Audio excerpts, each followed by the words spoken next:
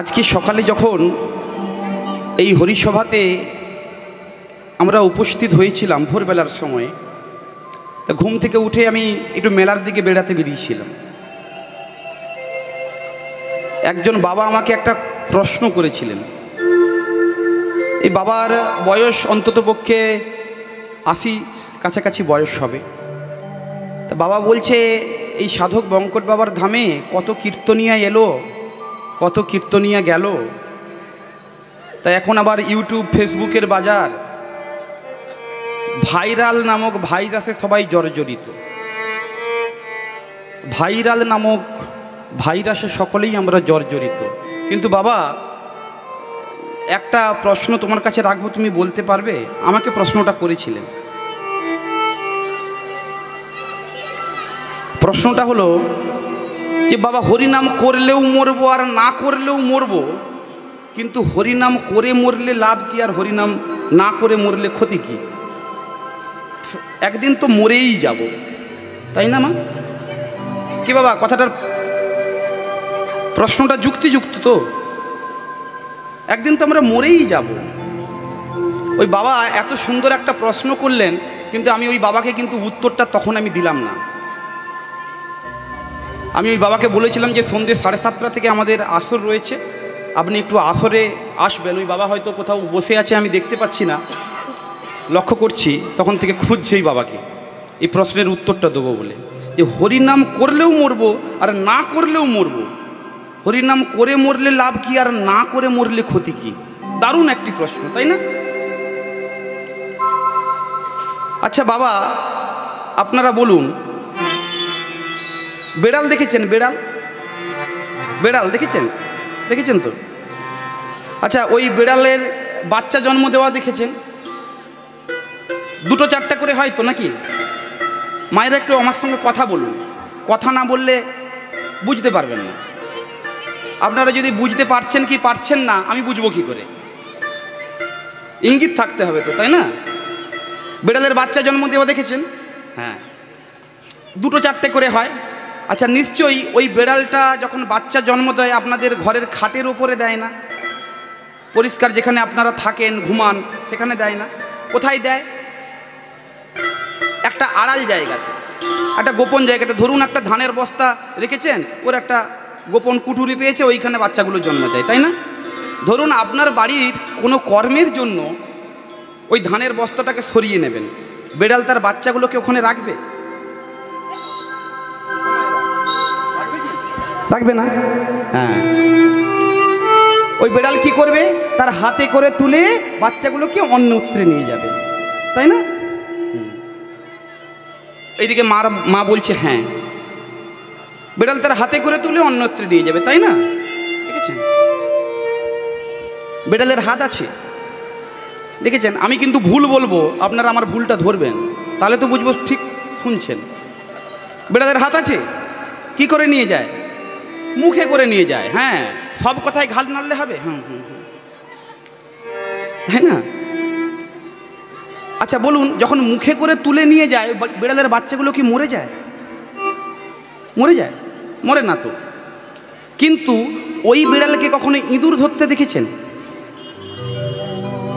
ইঁদুর ধরতে দেখেছেন? দেখেননি? বেড়াল যখন ইঁদুর ধরে, এটা দেখেছেন তো? কেমন ধরে? একদম জমে ধরা করে।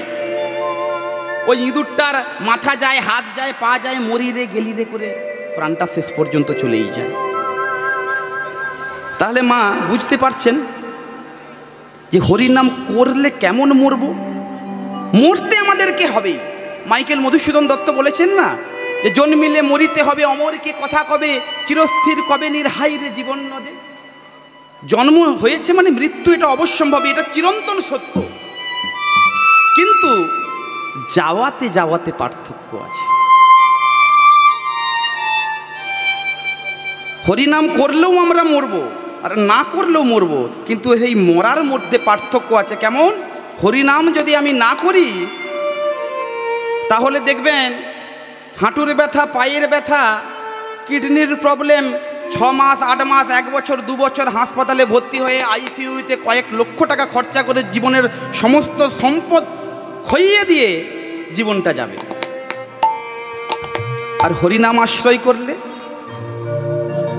ওই বেড়ালটি যেমন আলতো করে তুলে তার বাচ্চাগুলোকে গোপন স্থানে স্থানান্তরিত করলো, হরিনাম করলে আমাদের যাওয়াটা সেরকম হবে, ভগবান আলতো করে তুলে তার চরণ প্রান্তে ঠাঁই দেবে।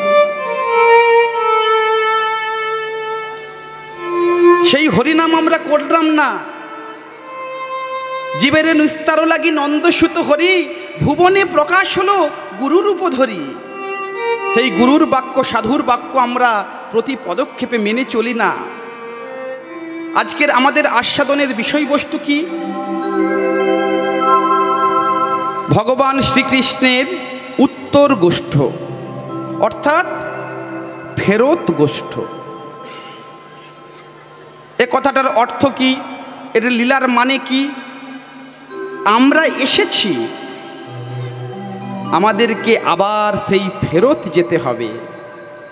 যেখান থেকে এসেছি আমরা আবার সেখানেই আমাদেরকে ফেরত যেতে হবে। এই যাওয়া আর আসার পালা। আমরা এসে গেছি, একটা পালা শেষ, এইবারে আমরা যাব। যাওয়ার জন্য আমাদেরকে তৈরি হতে হবে। আমরা প্রতিনিয়ত কিন্তু বাবা চিঠি পাচ্ছি, সেই চিঠিগুলো কি আমরা কখনো পরখ করে দেখেছি? ওমা, ভগবান কিন্তু প্রতিনিয়ত আমাদেরকে সিগন্যাল দিচ্ছে, রেড সিগন্যাল দপদপ দপদপ করছে। একদিন এক ভক্ত ভগবানের আরাধনা করলেন। দীর্ঘদিন যাবৎ আরাধনা তপস্যা করার পরে নারায়ণের তপস্যা করতে করতে একদিন ভগবান নারায়ণ চতুর্ভুজধারী সেই ভক্তের সামনে দেখা দিয়েছে। আরে হামিং হচ্ছে হ্যাঁ, নারায়ণ রূপে সেই ভক্তের সামনে যখন দেখা দিয়েছে, ভগবান জিজ্ঞাসা করলেন, বলো ভক্ত কি চাই? এত কঠোর তপস্যা করছো কেন? কি চাই? ওই ভক্ত বাবা কি বললেন জানেন? বলছে, বাবা আমাকে অমরত্ব দান করুন। আমি অমরত্বের জন্য এত কষ্ট করেছি, এত তপস্যা করেছি, আমাকে অমরত্ব দান করুন। ভগবান দু হাত তুলে বললেন, বাহ ভক্ত, আমি নিজেই অমর নয়। ভগবান বলছে আমি নিজেই অমর নয়, আমি তোমাকে অমরত্ব দান করব কিভাবে? ভগবান অমর কি মা? ভগবান যদি অমর হবে, বারে বারে রূপ পরিবর্তন করে আসবে কেন? এই জগৎজীবের শিক্ষার জন্য ভগবান প্রতি যুগে তো অবতার হয়েছেন। সত্যে নারায়ণ, ত্রেতায় রাম, দাপরে কৃষ্ণ, কলিতে গৌরহরি হয়ে জন্ম নিয়েছে, বারবার রূপ চেঞ্জ করেছে। ভগবান বলছে আমি নিজেই অমর নয়, আমি তোমাকে অমরত্ব দিতে পারবো না, তবে তোমাকে আমি একটা জিনিস দিতে পারি, তোমার মৃত্যু হবে, কিন্তু মৃত্যুর পূর্বে তোমার কাছে আমি 4টা চিঠি পাঠাবো। তোমার কাছে আমি 4টা চিঠি পাঠাবো, আর সেই 4টা চিঠি যখন তুমি পেয়ে যাবে, তখন তুমি কিন্তু তৈরি হয়ে যেও যে তোমার যাওয়ার সময় হয়েছে, তুমি কিন্তু তৈরি হয়ে যাবে। এমন সময় ওই ভক্ত একদিন বার্ধক্যকাল যখন এলো, বিছানা শয্যা দীর্ঘদিন, যাবার সময় এই প্রাণ যায় ওই প্রাণ যায়, একদিকে যমদূত একদিকে বিষ্ণুদূত এসে দাঁড়িয়ে আছে, ভক্তকে নিয়ে যাবে।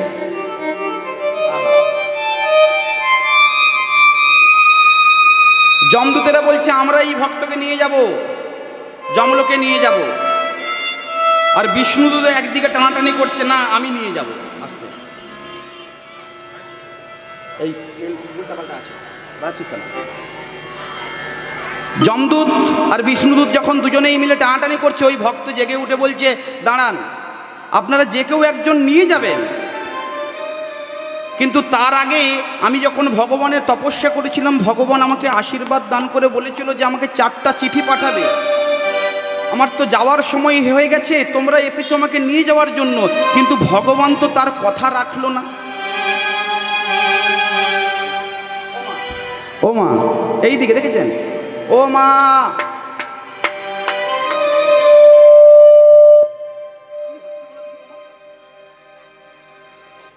কথা বলছেন কেন? কথা বলবেন না, কি বলছি আমি শুনেছেন? হ্যাঁ, একটু মন দিয়ে শুনুন, নাহলে বুঝতেই পারবেন না। একটু পরে আপনারা উঠে যাবেন, আমি বুঝতে পেরেছি। এই সন্ধ্যে 7টার সময় যদি উঠে চলে যান কেমন লাগে বলুন তো? কীর্তন তো শুনছেন না, তাই না? ভগবান 4টা চিঠি পাঠিয়েছে, ভগবানের আরাধনা করলো। ভগবান তুমি তো কথা দিয়েছিলে যে 4টা চিঠি পাঠাবে, কই 4টা চিঠি তো পাঠালে না। বলছে বৎস শোনো, আমি তোমাকে 4টা চিঠি পাঠিয়েছিলাম, তুমি আমার 4টা চিঠি বুঝতে পারো। কিভাবে? আপনি কখন আমাকে 4টা চিঠি পাঠালেন? ওই পোস্ট অফিসের মাধ্যমে তো আমার বাড়িতে কোনো চিঠি আসেনি। বলে এই তো ব্যাপার। শোনো ভক্ত, আমি তোমাকে পোস্ট অফিসের মাধ্যমে চিঠি পাঠাবো স্বর্গ থেকে। কি মা, ভগবান পোস্ট অফিসের মাধ্যমে চিঠি পাঠাবে আপনাকে? মায়েরা একটা কথা বিচার করে দেখুন, আপনারা বাঙালি তাই না? আমরা সকলেই বাঙালি, আমিও বাঙালি, আপনারাও বাঙালি। আমাদের লেখাপড়ার মধ্যে বাংলাটা আমরা ভালো বলতে পারি। হঠাৎ করে যদি পাকিস্তান থেকে একটা উর্দু ভাষায় লেখা চিঠি আসে, আপনি পড়তে পারবেন? ওই ভক্তের হয়েছে তাই। উনার কাছে চিঠি পৌঁছেছে, কিন্তু চিঠিটা কোনটা আসলে চিঠিটা বুঝতেই পারেনি। বলে শোনো ভক্ত, আমি তোমাকে 4টা চিঠিই পাঠিয়েছিলাম, তুমি সেই 4টা চিঠির ভাষা বোঝোনি। আমি তোমাকে প্রথম চিঠি পাঠিয়েছিলাম তোমার যখন বয়স হয়েছিল 35 বছর, তোমার মাথার চুল পেকে যাবে।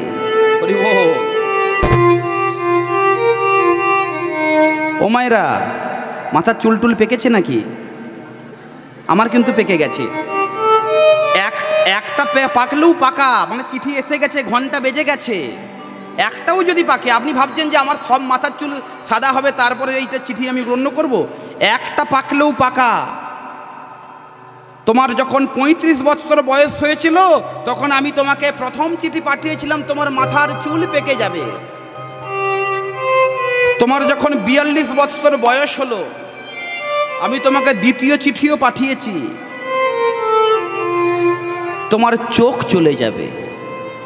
হরি বল। কি বাবা চশমা ধরেছেন তো? আমিও চশমা পরি, চোখ চলে যাবে।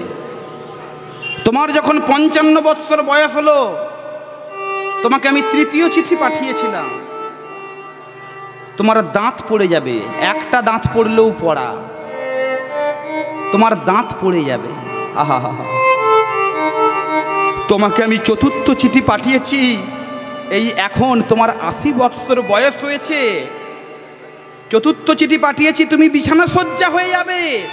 তুমি দীর্ঘ 2 বছর কাল বিছানা শয্যা হয়ে পড়ে আছো, তবুও তুমি যাওয়ার জন্য তৈরি হওনি। এটাই তোমার অন্যায়। এই ভগবান প্রতিনিয়ত আমাদেরকে চিঠি পাঠাচ্ছে, কিন্তু আমরা ভগবানের চিঠি বুঝতে পারিনি। সেই আমাদের যাওয়া এবং আসার পালা। আজকে সেই লীলা, উত্তর গোষ্ঠ লীলা আমরা আস্বাদন করব। আজকে গৌরহরি কেমনভাবে খেলা খেলছে। আমার প্রাণ গৌর সুন্দরাজ সুরধ্বনি গঙ্গার তীরে ভক্তগণ সঙ্গে নিয়ে খেলা খেলছে। কি খেলা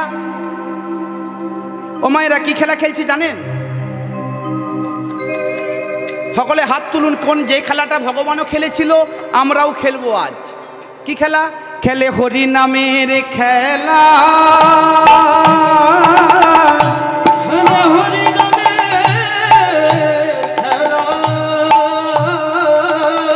খেলে হরি নামের খেলা,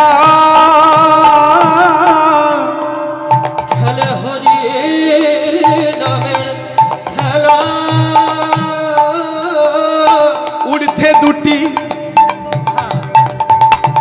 বাহু তুলে খেলে হরি নামের খেলা। ওই নয় উড়ছে দুটি বাহু তুলে খেলে হরি নামের খেলা।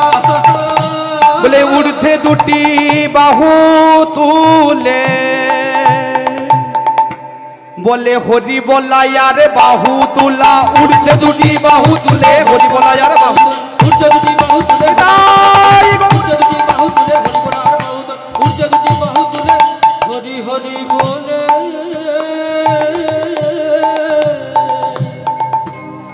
ভগবান আজ সুরধনী গঙ্গার তীরে খেলছে কিভাবে?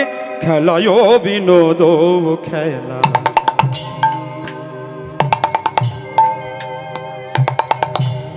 আমার আমার গোরা।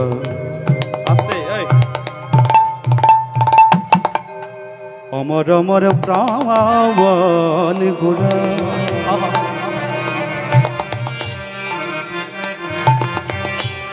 আমার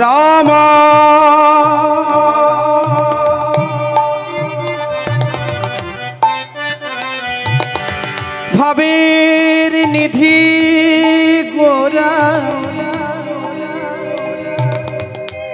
আমার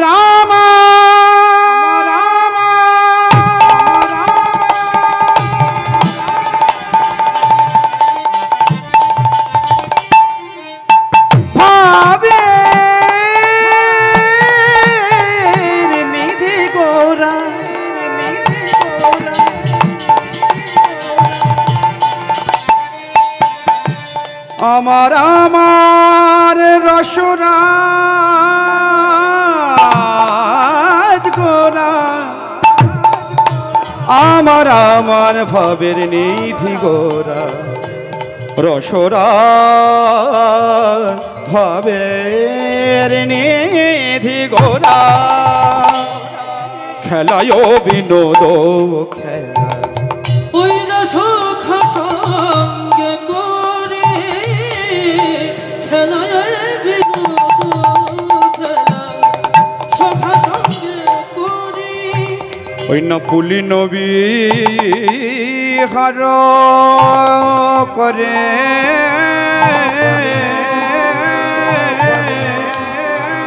ভকত মণ্ডলী,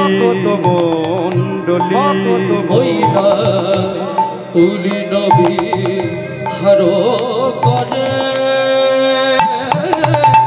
ভকত মণ্ডলী, পুলি নবী হার করে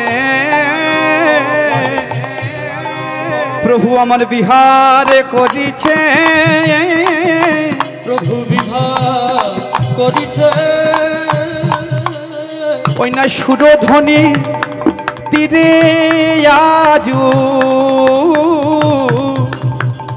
প্রভু আমার বিহার করিছে ওই না সুরধ্বনি তীরে আজু, প্রভু বিহার করিছে পুলি নবী হর করে ভকত মণ্ডলী গো ভকত মণ্ডলী। জয়নিতাই গৌর হরি বল। আজকে মহাপ্রভু খেলা খেলছে নদিয়া নবদ্বীপ মাঝে সুরধনী গঙ্গার তীরে, হরিনামের খেলা খেলছে। খেলতে খেলতে খেলতে খেলতে বেলা গড়িয়ে যাচ্ছে, সূর্য যখন পাটে বসতে চলেছে,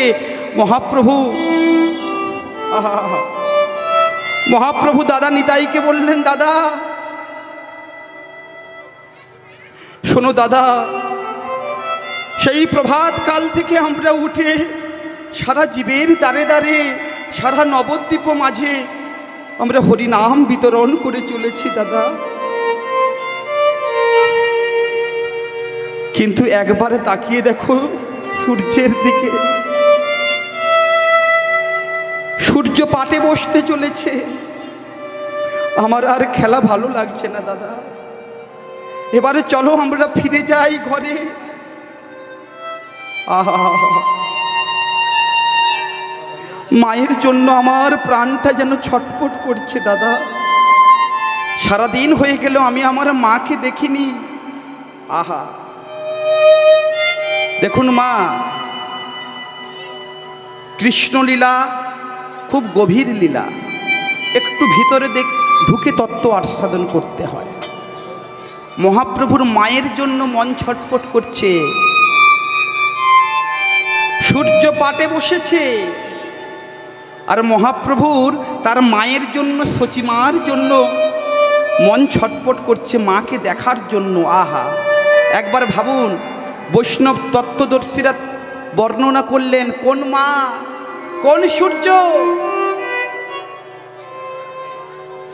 আমাদের প্রত্যেকের সূর্য ডুবতে বসেছে, প্রত্যেকের সূর্য ডুবতে বসেছে, পাটে বসতে চলেছে। আচ্ছা মা, একবার বিচার করে বলুন তো, আপনাদের বয়স বাড়ছে না কমছে? মা, বয়স বাড়ছে? ও মা, বয়স আপনাদের বাড়ছে না কমছে? আমার বয়স বাড়ছে না কমছে? হ্যাঁ, বৈষ্ণব তত্ত্বদর্শী বললেন বয়স আমাদের কমছে, কারণ আমাদের লিমিট 120 বৎসর বেঁধে দিয়েছে। কলির মানুষের আয়ু হলো 120 বৎসর। কোথায় কোথায় ধার নিয়েছে? অরিজিনাল মানবের আয়ু হলো বাবা মা 40 বৎসর। আমরা মানবের যে আয়ু, মানুষের আয়ু 40 বৎসর, কিন্তু 120 বৎসরও অনেক মানুষ বাঁচে। কিভাবে বাঁচে? সেটা আমাদের নিজের আয়ু নয় মা, এটা হলো ধার করা আয়ু। একদিন ব্রহ্মা আর নারদ মিলে মর্তধামে গেছে। নারদমুনি ব্রহ্মাকে বলছে, পিতা, কলির মানবের আয়ু 40 বৎসর, আর একটা গরু, একটা গাধা, একটা পশু পাখি, এদের আয়ু 40 বৎসর। কিন্তু মানুষ হচ্ছে সৃষ্টির সর্বশ্রেষ্ঠ জীব। তার জ্ঞান আছে, বুদ্ধি আছে, বিবেক আছে, চৈতন্য আছে। কিন্তু একটা গাধার, একটা কুকুরের কি সেই চৈতন্য আছে?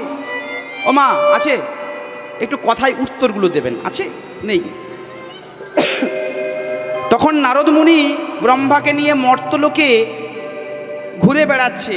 ঘুরতে ঘুরতে প্রথমে দেখা হলো একটি গরুর সঙ্গে।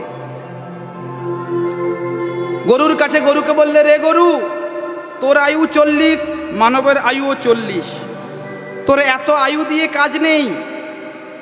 তোর যদি 20 বৎসর আয়ু যদি ধার দিয়ে দিতে পারিস, তাহলে কিন্তু এই মানব যা কর্ম করবে সেই কর্মের পুণ্যের ভাগিদার তুই থাকবি।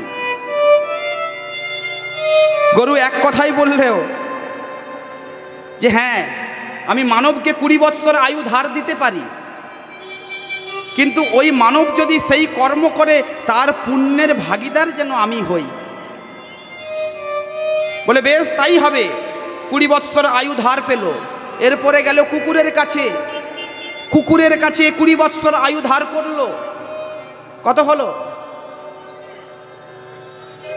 কত হলো? এরপরে গেল গাধার কাছে।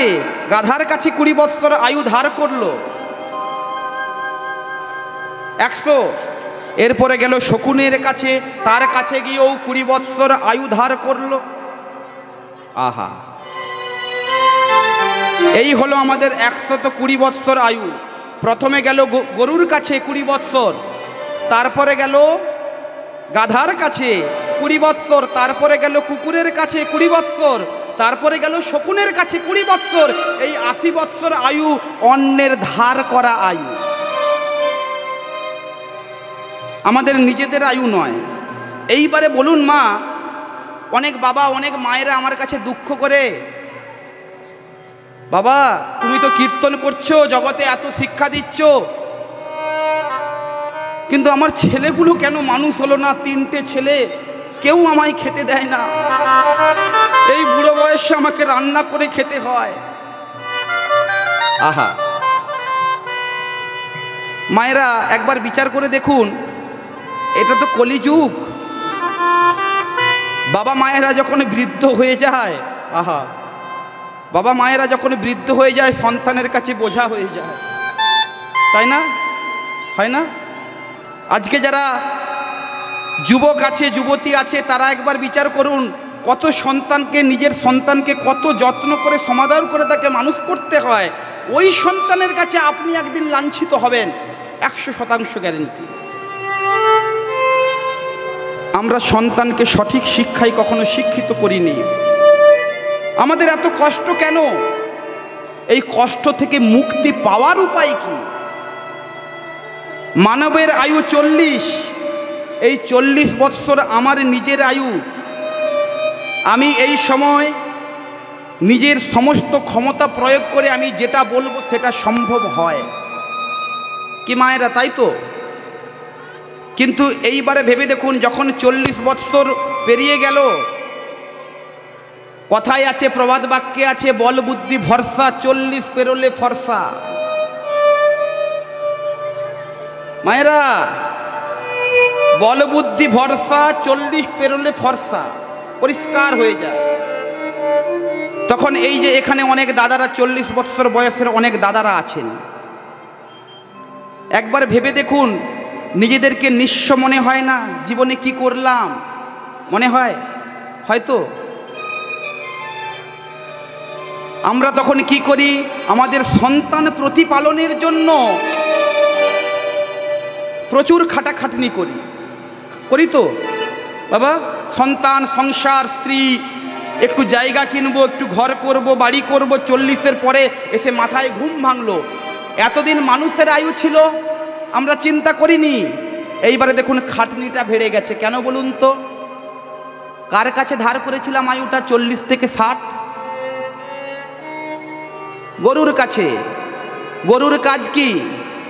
শুধু নাঙ্গল করে যাওয়া, শুধু হাল করে যাও, কষ্ট করে যাও, পরিশ্রম করে যাও।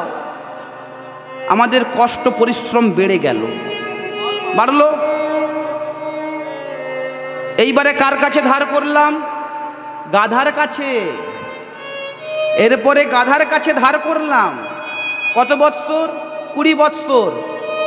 তাহলে 60 থেকে 80, এই 20 বৎসর আমরা গাধার খাটনি খাটি। কেমন? একবার বিচার করে দেখুন মা, আপনাদের যখন অনেকে চাকরি বাকরি করেন 60 বছর বয়সে, সরকার রিটায়ারমেন্ট লিখে দেয়, তাই না? লিখে দেয় তো। লিখে দিয়ে কি বলে? সংসারে তোমরা অবসর নাও।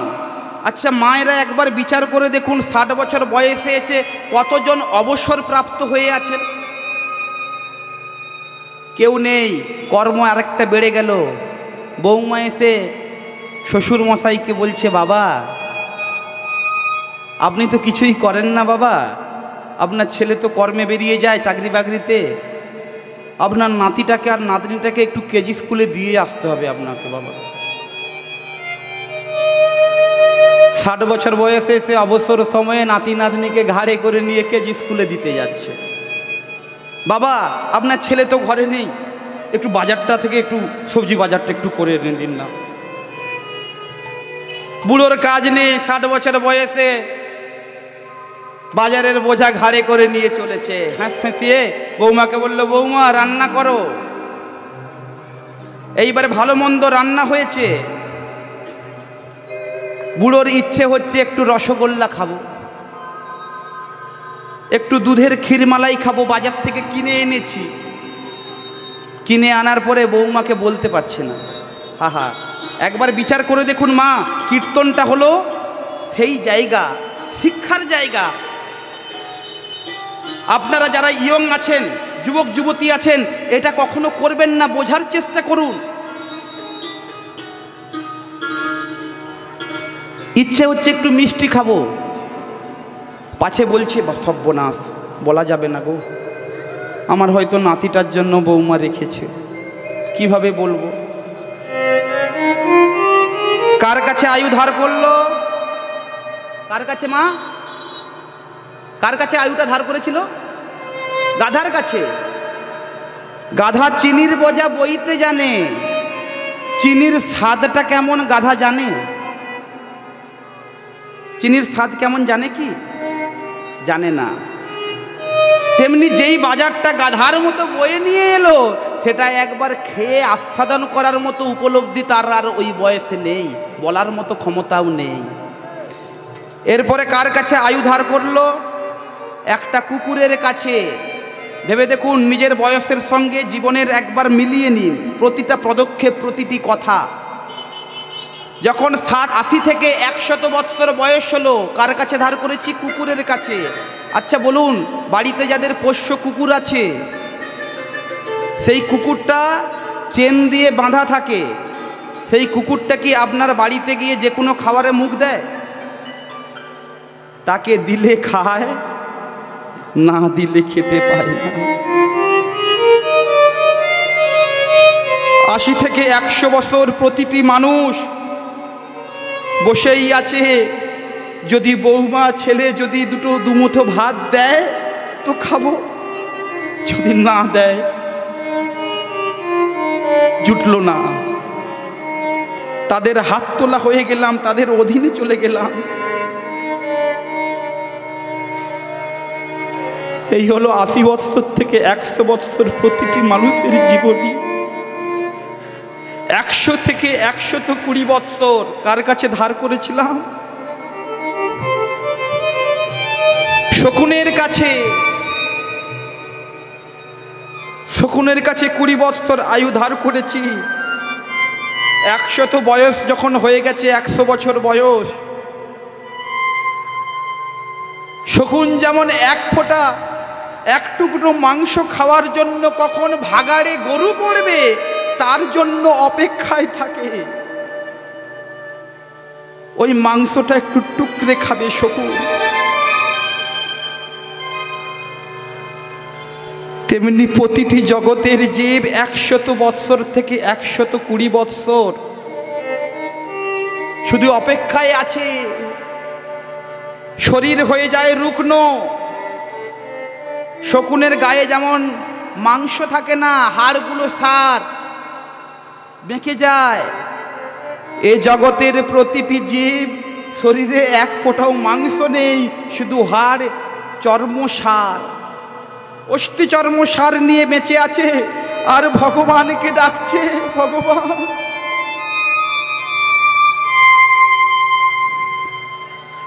আরে জগতে আমি থাকতে চাই না।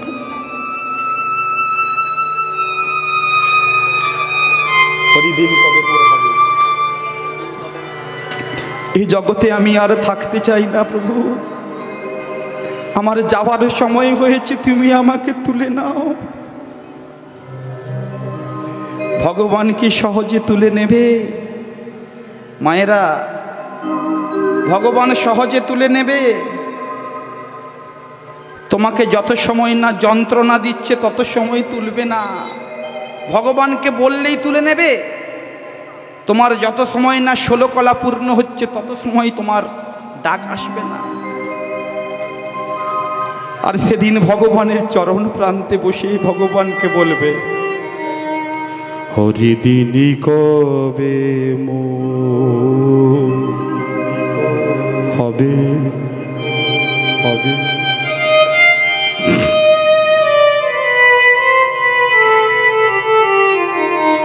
হরিদিনী কবে হবে হবে, আমি আশার আশা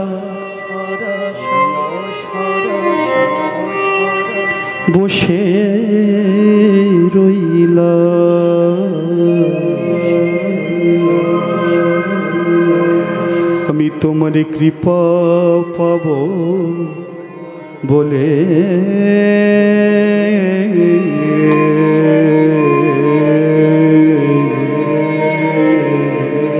হরিদিনী কবে হবে। হরিদিন কবে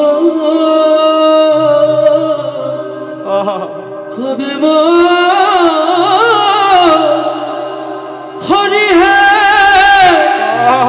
হরি হে হরি হে বলদিন কবে মোর হবে। আসা যাওয়া ভবের মাঝে হরি তোমায় ডাকা হলো না,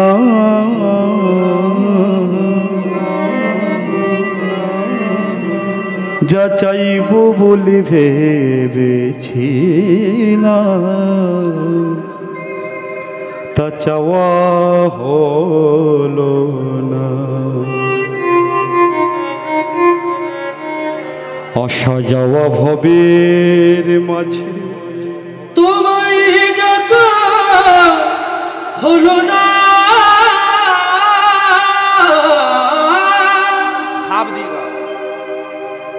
যা চাইবা বলে ভেবেছিলাম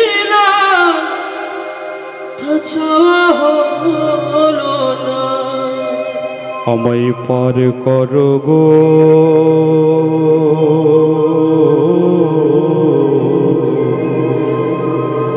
পারের দয়া। আমায় পার করো গো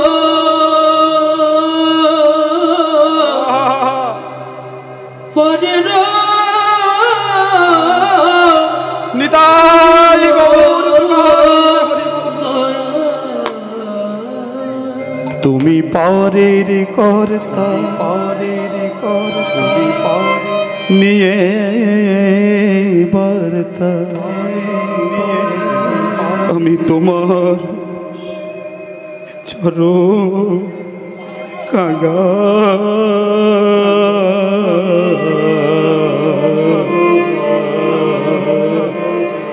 বলো দিন কবে হবে।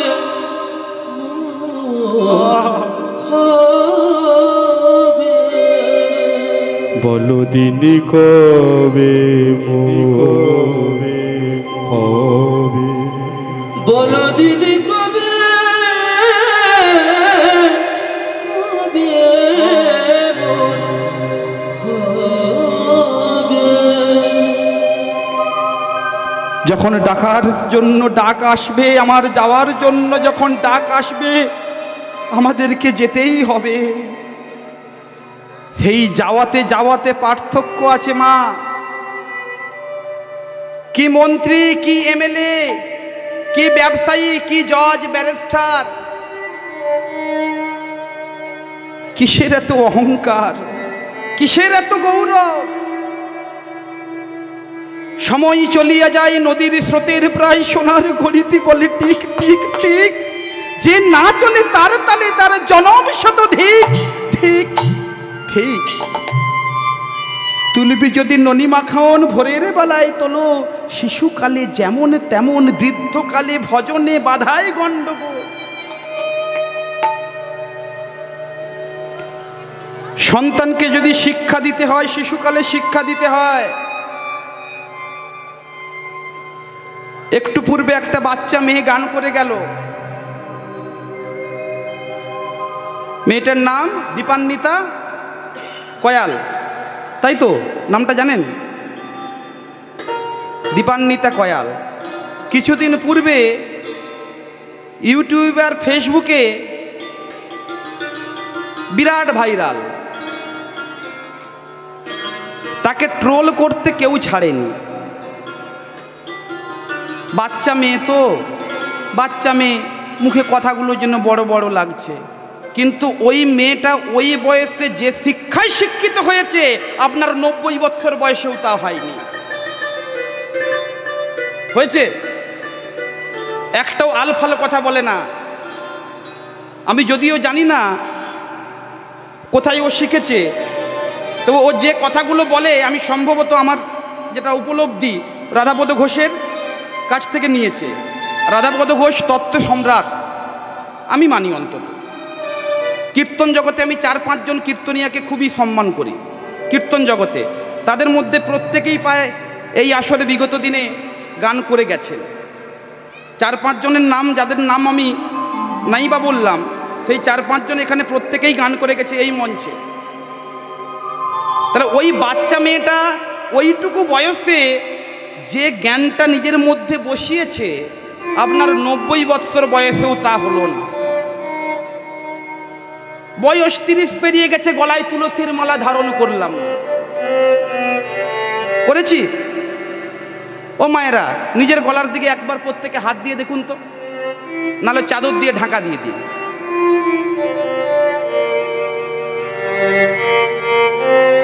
তুলসীর মাল জেনা পরে ছাড় পামর পাষণ্ড মতি, তিলক ধারণ না করে যে জন, কি হবে তাহার গতি? কি হবে তাহার গতি? তুলসীর মালা আমরা পরব না, আমরা সময় থেকে পথে আসব না, এটা মানুষের স্বভাব, প্রতিটি মানুষের স্বভাব।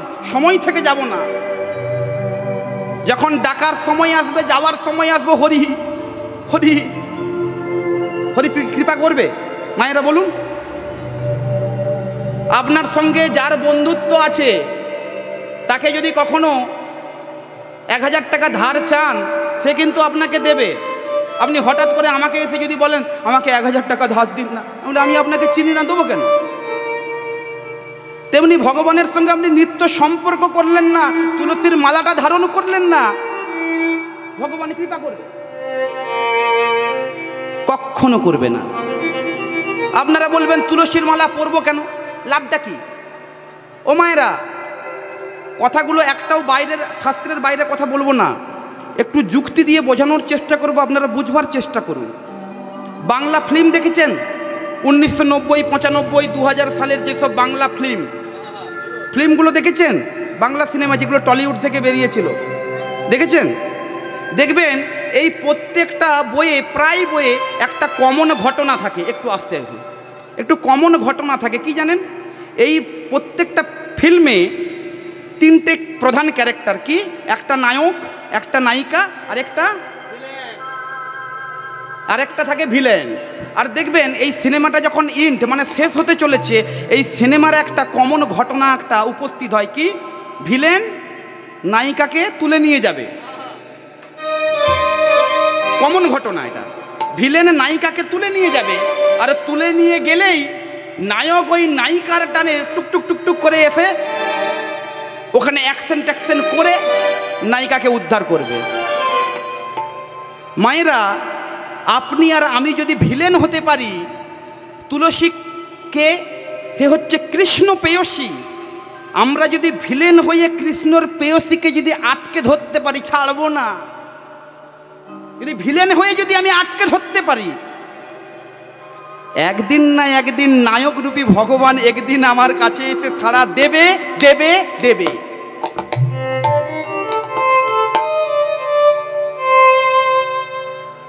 রামায়ণের রাবণ বড় ভিলেন ছিলেন, তাই না?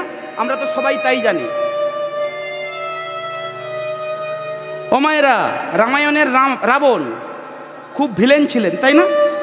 খলনায়ক, মুখ্য চরিত্র, খলনায়ক, নাস্তিক, তাই তো? আমরা সকলে তাই জানি। কিন্তু একবার যদি বৈষ্ণবীয় ভাবে যদি একদম ভেতরে প্রবেশ করে দেখেন, বুঝতে পারবেন রামায়ণের রামচন্দ্র কখনো ভিলেন ছিলেন না, এই রাবণ কখনো ভিলেন ছিলেন না। রাবণ একদিন মন্দোদরীর সঙ্গে বসে বসে গল্প করতে করতে হঠাৎ করে বলে ফেলেছে যে সীতাকে আমি অশোক কাননে রেখেছি। অহংকারের সঙ্গে, দাম্ভিকের সঙ্গে বলছে সীতাকে আমি অশোক কাননে রেখেছি। বলছে তুমি সীতাকে অশোক কাননে রেখেছে কেন? তুমি ওকে ছেড়ে দাও, ও রাম ঘরণী। বলে অশোক কাননে রাখবো না। সীতামা কে জানো? বলে কি বললে? আরেকবার বলো। তুমি সীতাকে মা বললে? বলে হ্যাঁ, মাই তো। সীতাকে মা বলবো না? মাই তো। বলে তুমি যদি সীতাকে মা বলে ভাবো, মাকে কেউ অশোক কাননে রাখে? ও মায়েরা, তোমাদের ছেলে তোমাকে কখনো অশোক কাননে রেখে আসে? বনবাসে রাখে না তো। বলে শোনো মন্দোদরী, আমি কোথায় রেখেছি জানো? আমি রেখেছি অশোক কাননে। অশোক, যেখানে কোনো শোকের ছায়া নেই, আমি সেখানে রেখেছি সীতাকে। বলছে তা না হয় বুঝলাম, তুমি চেরিগণ দিয়ে নির্যাতন করো কেন? চেরিগণ দিয়ে তুমি নির্যাতন করো, এটা কি ঠিক? বলে শোনো, আমি যদি চেরিগণ দিয়ে নির্যাতন সীতামাকে না করি, সীতামা হা রাম, প্রাণ রাম বলে চিৎকার করবে না, কাঁদবে না, আর সে যদি না কেঁদে রামচন্দ্রকে ডাকে, রামচন্দ্র কখনো এই লঙ্কাপুরীতে আসবে না। রামচন্দ্র চরণধুলি না পড়লে এখানে লঙ্কাতে তুলসীর বৃক্ষ রোপণ হবে না। তুলসীর বৃক্ষ যদি রোপণ না হয় তাহলে কখনো প্রসাদ হবে না। আর সেই প্রসাদ যদি ভক্তদের মাঝে বিতরণ না হয় সেটা কখনো মহাপ্রসাদ হবে না। রাক্ষস কুল কখনোই উদ্ধার হবে না। 1,00,000 পুত্র 1,00,000 নাতি রাবণ এমনি ক্ষয় করেনি। কারণ রামচন্দ্রের হাতে যদি মৃত্যু হয় সেটা মুক্তি হয়ে যায়। মৃত্যু আর মুক্তির মধ্যে পার্থক্য কি জানেন মা? ও মা, মৃত্যু আর মুক্তির মধ্যে পার্থক্য কি জানেন? আমাদের যদি মৃত্যু হয় ভিন্ন ভিন্ন কর্ম অনুসারে আমাদেরকে আবার এ জগতে উপস্থিত হতে হয়। কিন্তু মুক্তি যদি একবারে হয়ে যায়, ভগবান কৃপা করে দেয় তারে বৈকুণ্ঠবাসী, ভগবানের চরণ প্রান্তে ঠাঁই দেয়, তাকে আর ভিন্ন ভিন্ন কর্ম অনুসারে এ জগতে আসতে হয় না। তাহলে আমরা কিন্তু সেই ভগবানের বাণী, সেই ভগবানের শেখানো পথে আমরা কেউ চলার চেষ্টাও করলাম না, ভাবলাম না একবার। আজকে মহাপ্রভু সেই হরিনামের খেলা খেলতে খেলতে খেলতে খেলতে দাদা নিতাইকে ডেকে বলছে, দাদা আমার আর ভালো লাগে না, আমার মায়ের কথা মনে পড়েছে। কোন মা?